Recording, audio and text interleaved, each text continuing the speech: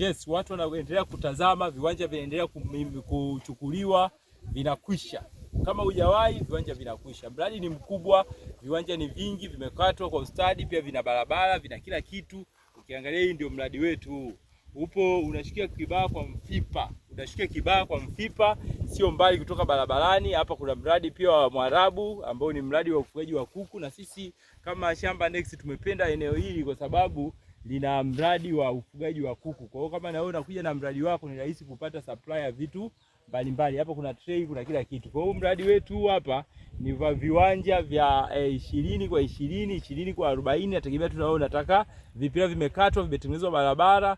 Kwa leo tupo siku yetu ya Christmas leo tumeimaliza hapa. Hii ni Shamba Next. Tumeimaliza hapa Christmas. Hii ni leo Christmas tarehe 25 ya mwaka 2025. Tunakaribia kumaliza mwaka, tunaingia kwenye mwaka wa matumaini wa 2026. Njoo jichukulie kiwanja katika mwaka wa matumaini 2026. Tumemaliza 2025. Hii ni leo hii. Hii ni siku ya Christmas.